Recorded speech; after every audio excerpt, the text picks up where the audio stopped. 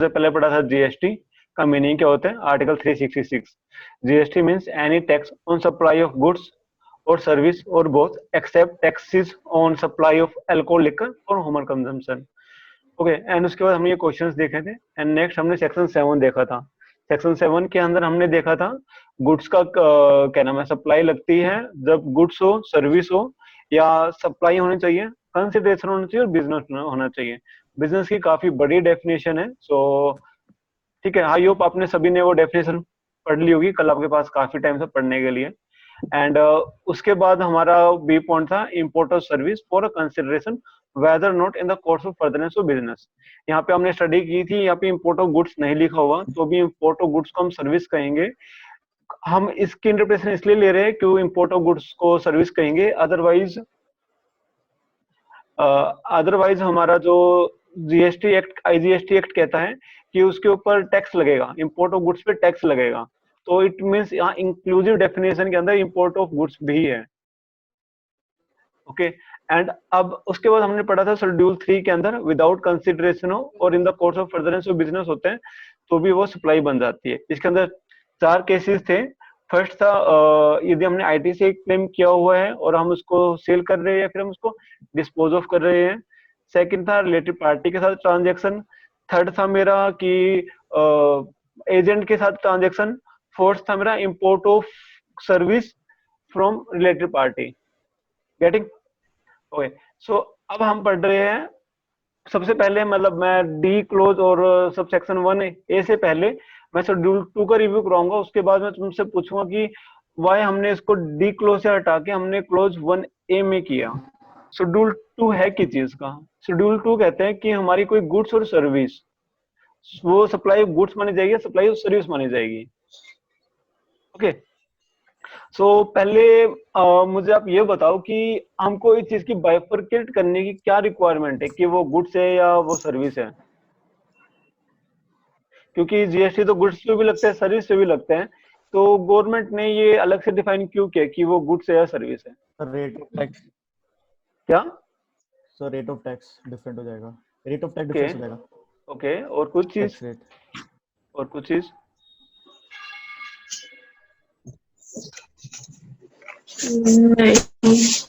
Place of supply भी उसके rules भी अलग हो जाएंगे। डिफरेंट हो जाएगी। Very good, place of supply अलग हो जाएंगे। टैक्स अलग। और कुछ चीज?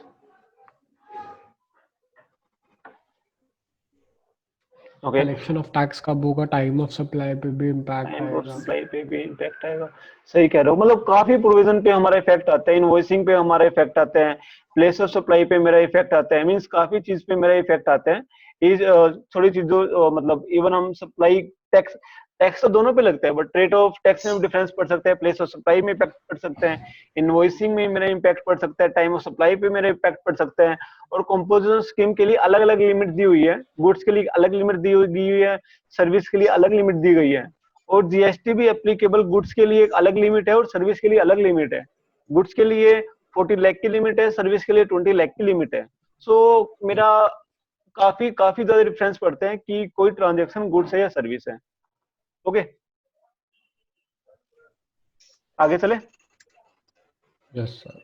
ओके, सो हमारा फर्स्ट थिंग है कि any transfer of title in goods, यदि हमने कोई गुड्स का टाइटल सेल कर दिया तो वो क्या होनी चाहिए मेरी?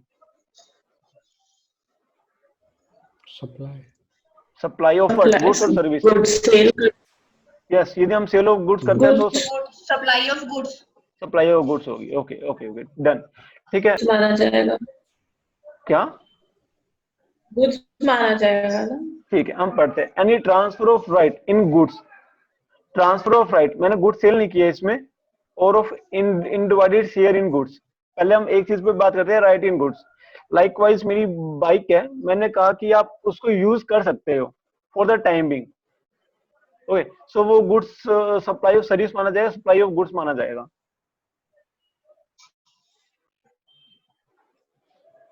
वो एक तरीके से रेंटिंग लीज पे दे रहे हैं ना, ओके,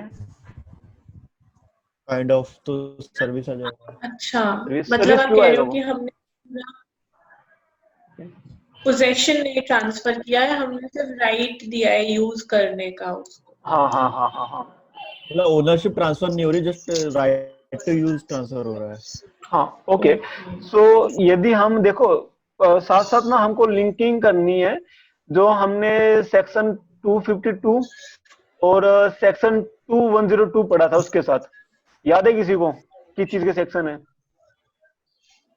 कौन से section sir? Section 2 close 52, section 2 close 102। तो डेफिनेशन थी हमारी ना। किस चीज की मैम? सेक्शन 2 डेफिनेशन ही होती है। हम यदि उसके साथ लिंक भी करते हैं, यदि मैंने राइट इन गुड्स ट्रांसफर किया है, सो यदि मैंने राइट ट्रांसफर किया है तो मेरी प्रॉपर्टी ट्रांसफर नहीं होती उस केस में, और यदि प्रॉपर्टी ट्रांसफर नहीं होती है तो वो सर्विस मानी जाती है। Okay to whole? Yes sir. Yes sir. हाँ, और ये जरूरी नहीं है कि यदि मतलब क्या नाम है, जो शेड्यूल 2 में लिखे हुए हैं ना वो ओवरराइडिंग है जो मेरे शेड्यूल जो सेक्शन में लिखे हुए हैं, तो वो जरूरी नहीं है कि वो हर बार सेम बैठेगा, बट हमको उसका लिंक करके पढ़ना चाहिए।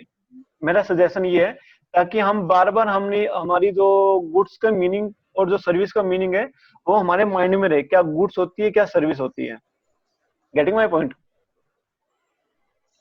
दृष्टि? Okay okay yes okay sir. ठीक है।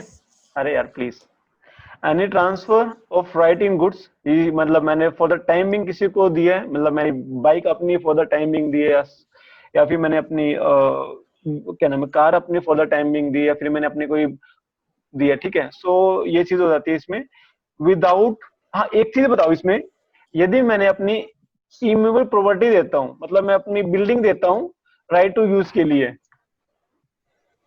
फॉर द टाइम बिंग के लिए रेंट पे, तो क्या इस पॉइंट में कवर होगा? Yes sir. Yes okay. Drishti? होना चाहिए, कवर हो जाएगा ना? होएगा cover, why why why why? क्योंकि ये इसमें आ जाएगा ना, राइट दे दिया ना हमने उसको यूज करने का, उस बिल्डिंग राइट को या किसी भी चीज रुको, को हम इसको द्वार से अच्छे से विदाउट पढ़ते हैं दृष्टि, ट्रांसफर। दृष्टि हम इसको द्वार से पढ़ते हैं, ठीक है। मैं तुम्हारी अभी जाता हूँ इस पे टेंशन, लेकिन कोई इसमें तो मतलब कोई बोलना मत for the timing. Any transfer, transfer हुआ of right, transfer of right हुआ इन गुड्स। अब इसको एक करे पढ़ो, ठीक है। Any transfer of right in goods, क्या इमूवेबल प्रॉपर्टी हम्म, मेरी गुड्स होती है? नहीं कहाँ लिखा हुआ है नहीं होती? नहीं नहीं कहाँ लिखा हुआ है गुड्स नहीं होती वो? गुड्स की बट डेफिनेशन। लेकिन गुड्स यार की गुड्स की डेफिनेशन में डेफिनेशन तो अलग है ना, गुड्स की डेफिनेशन में कहाँ इमूवेबल प्रॉपर्टी आती है? क्या डेफिनेशन क्या है गुड्स की? देखनी पड़ेगी, वैसे बिल्कुल याद तो नहीं है मेरे को। ओके आप अभिषेक कुछ बोल रहे थे इसमें? मैं कुछ में से वही कि मूवेबल प्रॉपर्टी गुड्स नहीं होता। ओके सो उसकी देयरफॉर definition में excluded है ना कुछ आइटम्स हमारे हाँ नहीं नहीं नहीं actionable claim वहाँ पे नहीं नहीं नहीं नहीं वर्ती का उसमें लिखा हुआ है every kind of movable property, movable and immovable property है, वो मूवेबल प्रॉपर्टी नहीं है मेरी building. Okay getting my point? So वो गुड्स की डेफिनेशन में नहीं आती, तो इसलिए वो क्लोज बी में नहीं आएगी वैसे। सो यहाँ पे गुड्स लिखा हुआ है तो मीन्स यहाँ पे ओनली इमूवेबल प्रॉपर्टी इसमें कवर नहीं होगी, क्योंकि इमूवेबल प्रॉपर्टी वो इमूवेबल होती है, सो वो सर्विस की डेफिनेशन में आएगी, गुड्स के डेफिनेशन में नहीं आएगी। क्लोज 102 में आएगी, क्लोज 52 में नहीं आएगी। ओके तो एंड नेक्स्ट है हमारा any transfer of undivided share in goods. यदि हम शेयर इन गुड्स ट्रांसफर करते हैं तो वो मेरी सर्विस की डेफिनेशन में आती है, गुड्स की डेफिनेशन में नहीं आती है। ओके सो हम नेक्स्ट पॉइंट चलते हैं। मैं अभी प्लीज अपना म्यूट कर दो अपना माइक, मतलब बैकग्राउंड से नॉइज आ रही है। एंड उसके बाद यदि मैं हायर परचेज में कोई अपनी गुड्स ट्रांसफर करता हूँ तो वो गुड्स की डेफिनेशन में आएगी, ना कि सर्विस की डेफिनेशन में आएगी। लेट्स से मैंने कहा कि कोई एसिड परचेज किया मैंने हायर परचेज में, इंस्टॉलमेंट में मैं पेमेंट कर रहा हूँ उसको, तो वो गुड्स की डेफिनेशन में आती है। ठीक है मैं आगे चल रहा हूँ, क्योंकि आप ये रीड करोगे तो आपको मतलब काफी इजी टू अंडरस्टैंड है, हम इस चीज में टाइम नहीं वेस्ट करेंगे। ओके सो सेकंड पॉइंट है मेरा लैंड एंड बिल्डिंग का। लैंड एंड बिल्डिंग में लीज पे देता हूँ तो वो मेरी इसमें आती है और वो सर्विस की डेफिनेशन में आएगी, क्योंकि वो गुड्स नहीं है तो एंट्री नंबर 1 में फॉल नहीं करेगी, वो एंट्री नंबर 2 में फॉल करेगी। और सिमिलरली यदि मैं यानी लैंड एंड बिल्डिंग को सेल करता हूँ तो वो भी सर्विस मानी जाती है। Okay, any lease or letting out of building, including a commercial industry or a residential complex for business or a commercial, either wholly or partly, is a supply of service. Okay, मतलब दोनों point A और और B point दोनों similar है, कोई ज्यादा difference नहीं है. ओके, थर्ड पॉइंट है जो वर्क से रिलेटेड. किसी भी पर्सन से मैंने ट्रीटमेंट करवाई, किसी भी एनी ट्रीटमेंट और process which is applied to another person goods. क्योंकि जो वर्कर में क्या होता है, दूसरे पर्सन की गुड्स होती है, उसमें हम ट्रीटमेंट करते हैं एक तरह से, उसमें कुछ हम प्रोसेस करते हैं, तो वो सप्लाई ऑफ सर्विस मानी जाती है, सप्लाई ऑफ गुड्स नहीं मानी जाती. सभी को समझ में आ रहा है ना? मतलब काफी ज्यादा फास्ट तो नहीं चल रहा ना मैं? जी sir. Okay. Yes sir. Yes, sir. Drishti okay? Off है तुम्हारा माइक, ऑफ है. ठीक है, क्लियर है, समझ आ रहा है. क्लियर आ रहा है ना? ठीक है. रूबी? हाँ ठीक है. ओके. ओके. पारुल? ओके, मैं आगे चलता हूँ. ठीक है.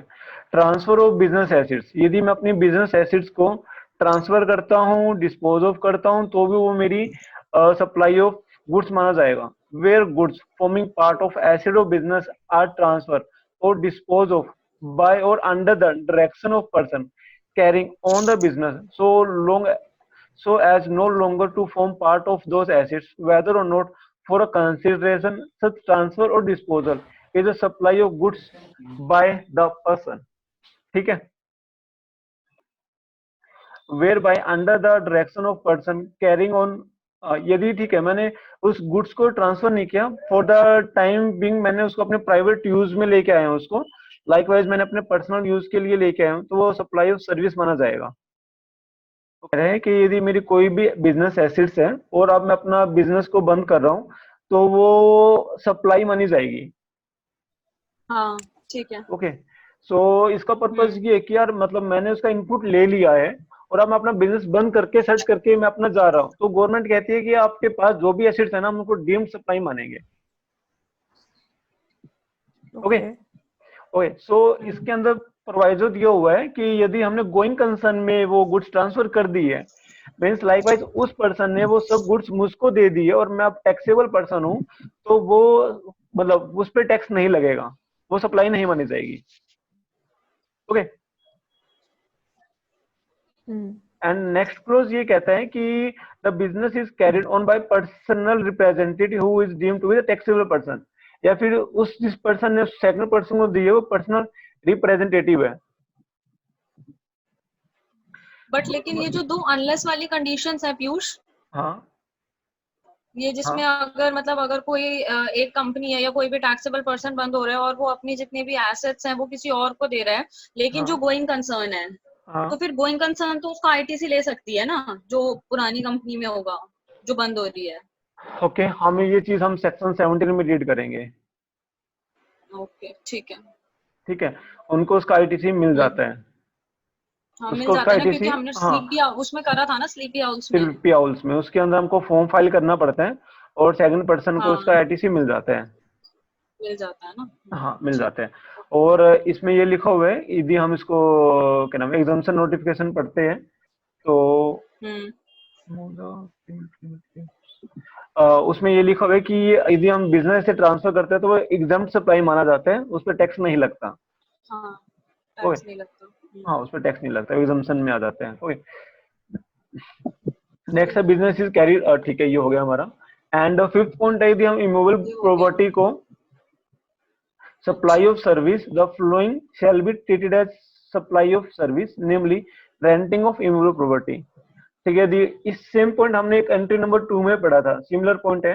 यहाँ पे लीज वर्ड यूज हुआ था, यहाँ पे रेंटिंग वर्ड यूज हुआ है कि यदि हम कोई भी इमूवेबल प्रॉपर्टी रेंट पे देते हैं तो वो सप्लाई ऑफ सर्विस माना जाता है. ओके.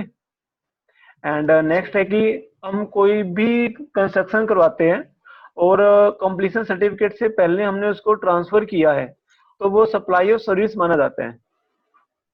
ओके. कंप्लीशन सर्टिफिकेट के बाद देते हैं तो वो क्या नाम है, वो सप्लाई ही नहीं क्रिएट किया जाता, वो out of scope of supply माना जाता है. गेटिंग? ठीक है. वर्तिका? सर. Yes sir. हाँ, अ, पर अगर जैसे हम कंप्लीशन करने के बाद करते हैं तो क्या उसे सेल नहीं माना जाता? नहीं, इसको सप्लाई नहीं ट्रीट किया जाता, ट्रीट ही नहीं किया जाता मतलब। उससे ओके। जीएसटी की लेवी नहीं आती। जो सप्लाई नहीं ट्रीट किया जाएगा या फिर गुड्स की डेफिनेशन से बाहर हो जाएगा? गुड्स तो सर्विसेज की इन्वॉल्व, डेफिनेशन से बाहर हो रहा है। हाँ, वो सर्विस है, वो सर्विस की डेफिनेशन में है, बट वो मेरा सप्लाई की डेफिनेशन से बाहर है। सप्लाई को सप्लाई की बनने के डेफिनेशन में। लिए हमको 4 चीज की रिक्वायरमेंट होती है।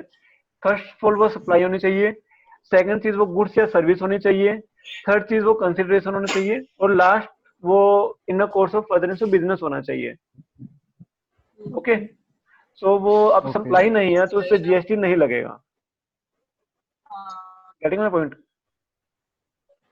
ठीक है। ठीक है, ओके सर, ओके, हम आगे चलते हैं। ठीक है सर।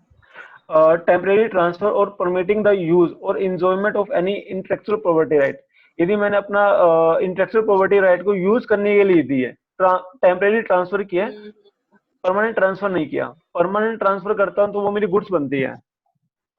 हाँ, ओके, इवन तुम सेक्शन 2 क्लोज 52 पढ़ते हो, परमानेंट ट्रांसफर गुड्स के डेफिनेशन में आता है, और नॉन परमानेंट ट्रांसफर मेरी सर्विस की डेफिनेशन में आता है। Getting my point? Hmm. yes, क्योंकि यार तुमको ये खुद को करना होगा, पॉइंट वाइज तभी बेनिफिट होगा, अदरवाइज मतलब इतनी ये पॉइंट इतने समझाने के नहीं है। इसमें कोई भी ऐसा नहीं है जिसके अंदर मैं कुछ अपनी अलग से कुछ अपना आउटपुट, इसमें अपना इनपुट दूंगा। तो नेक्स्ट पॉइंट है development, design, programming, customisation, adaptation, upgradation, enhancement, implementation of information technology software. यदि मैं डेवलपमेंट कर रहा हूँ, डिजाइन दे रहा हूँ, कस्टमाइजेशन दे रहा हूँ किसी भी सॉफ्टवेयर के ऊपर, तो वो सप्लाई और सर्विस माना जाएगा, गुड्स नहीं माना जाएगा। ओके, और यदि मैं अपना सॉफ्टवेयर सेल करता हूं तो वो सप्लाई ऑफ गुड्स माना जाएगा, वो सर्विस नहीं माना जाएगा। इसमें भी वही बात है, यदि मैं okay, राइट टू यूज देता हूं तो वो मेरा सर्विस है, परमानेंट ट्रांसफर करता हूं तो वो मेरा गुड्स है। लाइकवाइज टैली का सॉफ्टवेयर हम जो परचेज करते हैं वो एक रेंटिंग सॉफ्टवेयर है, 1 साल के लिए मुझे राइट टू यूज मिल, बट वो मैंने right to use for the time being use किया, इसलिए वो सर्विस माना जाएगा। ओके, नेक्स्ट है agreeing to the obligation to refrain from an act और टू टॉलरेंस एन एक्ट और अ सिचुएशन और टू डू एन एक्ट। इसके अंदर ये है कि मैंने किसी एक्ट को टॉलरेट किया। लाइकवाइज क्या नाम है, आपको मुझे 31 मार्च तक पे करना था, बट आप मुझे मई में पे कर रहे हो, तो उसके ऊपर मैं आपका इंटरेस्ट लगा रहा हूँ या पेनल्टी लगा रहा हूँ, तो वो सर्विस माना जाएगा। हम्म, ठीक है, मतलब या फिर मैंने ये कहा कि आप इस एक्ट को मत करो, तो मैं आपको 1 लाख रुपीज दूंगा, तो वो सर्विस माना जाएगा, रेफरेंट फ्रॉम एन एक्ट। मैंने आपको कहा इस एक्ट को मत नहीं करना है। Okay, basically Shweta? Non compete fees आ गई क्या इसमें? हाँ हाँ, एक तरह से हाँ। है श्वेता? ना? ओके, हाँ, ठीक है। श्वेता है क्या जिसमें? Yes sir, yes. हाँ हाँ हूँ। आवाज आ रही है? हाँ, आ रही है मैम, आ रही है। Okay, transfer of the right to use any goods for any purpose for cash, deferred payment or other valuable consideration, transfer of right to use, same things। यदि मैंने right to use for the timing दिया, और इसका तो सिर्फ इतना है कि deferred payment है, पेमेंट अभी नहीं कर रहा मैं, ओके, तो भी वो सर्विस माना जाएगा, इसमें कोई अलग पॉइंट नहीं है। ठीक है, अच्छा, सेक्शन 6 कहते हैं पीयूष कंपोजिशन। एक सेकंड पीयूष, हाँ हाँ हाँ, डेफर्ड पेमेंट यार इंटरेस्ट वगैरह का पोर्शन नहीं ऐड हो जाएगा? मतलब इंटरेस्ट के लिए डेफर्ड पेमेंट यूज नहीं हुआ? नहीं नहीं नहीं नहीं नहीं, ये क्या है कि transfer of the right to use any goods, मैंने जो गुड्स के लिए ट्रांसफर किया right, okay, for any purpose, for cash, cash के लिए या फिर डेफर्ड पेमेंट के लिए और अदर वैल्यूएबल कंसिडरेशन के लिए। ये गुड्स की बात कर रहे हैं, हमने जो राइट गुड्स में ट्रांसफर किए उसकी बात कर रहे हैं, इंटरेस्ट की बात नहीं कर रहा। एक मिनट, आप एक मिनट इसको रीड कर ले मे बी। ठीक है पीयूष, ठीक ओके। है, हाँ, ओके, ठीक है। अब हम नेक्स्ट पॉइंट पे आते हैं। Composite supply shall be treated as a supply of service. Okay, work contract किस किस को पता है क्या होता है? हेलो? वर्क कॉन्ट्रैक्ट जो हम इसमें किसी कुछ बोलो। वर्क मतलब कॉन्ट्रैक्ट। किसी हाँ हाँ हाँ हाँ कौन बोल रहा है? बोलो वर्तिका। जैसे हम किसी भी कॉन्ट्रैक्ट के लिए which is a combination of service and goods, तो ओके। तब जैसे कंस्ट्रक्शन कॉन्ट्रैक्ट है या कुछ है जिसमें we are giving for services, construction services as well as goods procurement also, so that kind of contract I think is a okay. Shweta. हाँ यही, अगर हम किसी को वर्क मतलब कॉन्ट्रैक्ट देते हैं बिल्डिंग बनाने के लिए अलॉन्ग विद कि आप परचेज करो गुड्स भी जो भी चाहिए बिल्डिंग मटेरियल, उसके लिए वर्क कॉन्ट्रैक्ट। ये सिर्फ इमूवेबल प्रॉपर्टी के लिए होता है या फिर हर एक चीज के लिए होता है? लाइकवाइज मैंने किसी को कंप्यूटर बनाने का कॉन्ट्रैक्ट दिया, रिपेयर का काम दिया कंप्यूटर की, उसने कुछ मटेरियल भी लगाया उसके अंदर और कुछ सर्विस भी हाँ की है उसके अंदर, रिपेयर की सर्विस भी किया, तो क्या वो वर्क कॉन्ट्रैक्ट की डेफिनेशन में फॉल करेगा? Yes. हाँ श्वेता। हाँ यस। ओके। मीनू। उसमें सर मीनू। केटरिंग इसमें आएगा? मैम वही डिस्कस कर रहे हैं अभी हम, वही डिस्कस कर रहे हैं अभी हम। आपका पॉइंट ऑफ व्यू क्या है इसमें?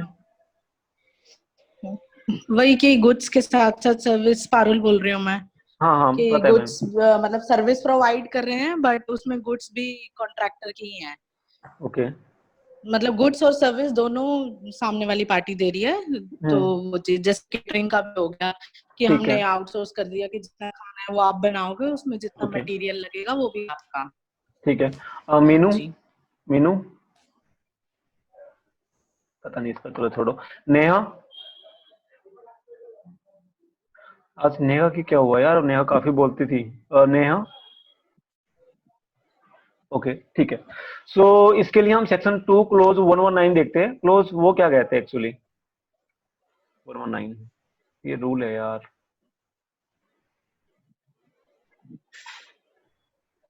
देखो जो आपने कहा है ना, वो सर्विस टैक्स के अंदर जो आपने कहा वो सेम होता था, बट जीएसटी एक्ट में चेंज है। एंड नॉर्मली वर्क कॉन्ट्रैक्ट का मीनिंग वही होता है जो आपने कहा है, गुड्स प्लस सर्विस का कॉन्ट्रैक्ट को वर्क कॉन्ट्रैक्ट कहते हैं। ओके। सो अब इसके अंदर देखते हैं क्या डेफिनेशन दी गई है। Work contract means contract for building, construction, fabrication, completion, irrigation, installment, fitting out, improvement, modification, repair, maintenance, renovation, alteration और commission of any immovable property। यहाँ पे सिर्फ immovable property की बात की गई है, wherein transfer of property in goods is involved in the execution of such contract। Getting my point? Means जैसे उसके अंदर इमूवेबल प्रॉपर्टी के अंदर ये क्या नाम है, गुड्स का पार्ट है और सर्विस का पार्ट है, तभी वर्क कॉन्ट्रैक्ट है as per definition given under section 2 clause 119। यहाँ पे सिर्फ उसकी ही बात की गई है। ओके। Yes sir. जो 6 एंट्री नंबर 6 क्लोज ए में लिखा हुआ है वर्क कॉन्ट्रैक्ट है, वही फॉलो होगा सर्विस की डेफिनेशन के अंदर। एंड इसके अंदर सिर्फ इमूवेबल प्रॉपर्टी को ट्रीट किया गया, अदर देन दिस हमने कुछ भी ट्रीट नहीं किया इसके अंदर। ओके। कॉन्ट्रैक्ट हमारा हो गया कंप्लीट। उसमें ये है कि वर्क कॉन्ट्रैक्ट के अंदर जो फॉल करता है वही होगा, वर्क कॉन्ट्रैक्ट के अंदर ओनली इमूवेबल प्रॉपर्टी फॉल करती है, सो इसके अंदर वही फॉल होगा। ओके। सो मेरा बी पॉइंट कहता है कि सर्विस नहीं हो रही फॉलो, क्या रेस्टोरेंट सर्विस नहीं फॉलो हो रही, मतलब वर्क कॉन्ट्रैक्ट की डेफिनेशन में फॉल नहीं हो रही है। Catering service only immovable property. Okay. So clause B के अंदर कैटरिंग सर्विस के रिगार्डिंग में ही लिखा हुआ है, supply by way of or as part of any service or in any other manner whatsoever of goods being food or any other article for human consumption or any drink where such supply or service is for cash, deferred payment or any other valuable consideration। इसका मतलब क्या है कि हम कोई food हम cell करते हैं जिसका अंदर सर्विस का कैटरिंग सर्विस एक तरह से वो फॉल करेगा, इसके अंदर फॉल करेगा, बट लिखकर हम करते हैं तो वो फॉल नहीं करेगा। ऐसा क्यों? यहाँ पे लिखकर को अलग से एक्सक्लूड क्यों अल्कोहल किया? तो इसमें ही नहीं आता ना, जीएसटी के में इम्पैक्ट नहीं में। आता ना। वेरी गुड, क्योंकि यार वो हमारा अनकॉन्स्टिट्यूशनल हो जाएगा कि हम जीएसटी उसकी वैल्यू पे भी लगाएंगे, अल्कोहल की वैल्यू पे भी लगाएंगे। ओके ठीक है। सो हम 7 पॉइंट पे आते हैं। Supply of goods, the flowing shall be treated as supply of goods, namely supply of goods by any in unincorporated association और body of person to a member thereof for cash deferred payment और other valuable consideration. कुछ नहीं है यार, ये मतलब कोई भी क्या नाम है, इन अनइनकॉर्पोरेटेड एसोसिएशन पर्सन और body of person good supply करते हैं तो वो सप्लाई ऑफ गुड्स माना जाएगा। So simple, nothing nothing else. Okay, so ये मेरा कंप्लीट हो गया है। सो क्या था पहले एक्ट के अंदर एम्बिग्यूटी थी कि हाँ है ना। हाँ हाँ हाँ हाँ हाँ, देखो supply पहले की ना कट लगाते एक्ट में लिखा हुआ था, मैं स्टार्टिंग से एक्ट को पढ़ता हूँ। ये एक्ट में ये था, the section 7 clause 1 for the purpose of this act the expression supply includes, ठीक है, clause D the activity to be treated as supply of goods और supply of service as referred to in schedule 2। मीन्स schedule 2 के अंदर जो भी लिखा हुआ है ना वो सप्लाई ऑफ गुड्स या सप्लाई ऑफ सर्विस माने जाएंगे। मीन्स वो सप्लाई तो है ही, बट वो गुड्स और सर्विस की वो डिफाइन करेंगे। सो बाद में इसको डिलीट करके सबसेक्शन 1A आया, वो कहते हैं वे सर्टेन एक्टिविटी और transaction constitute a supply in accordance with the provision of subsection 1। जो सबसेक्शन 1 के अंदर सप्लाई की डेफिनेशन में फॉल कर रहे हैं, then they shall be treated either as supply of goods और supply of service as referred to in schedule 2। ठीक है, इस मतलब पहले एम्बिग्यूटी थी कि हम उसको सप्लाई ट्रीट करेंगे या नहीं करेंगे, वो क्लैरिफिकेशन दी है बाय इंसर्टिंग न्यू सबसेक्शन 1 है। ठीक है, अब सभी को समझ आए कि पहले हमको सप्लाई है तो उसके बाद हमको देखना है कि सप्लाई ऑफ गुड्स है सप्लाई ऑफ सर्विस है क्लोज 2 के अंदर। यदि वो क्लोज 1 में ही फॉल नहीं कर रहा तो हमको क्लोज 1A में आने की कोई भी रिक्वायरमेंट नहीं है। ओके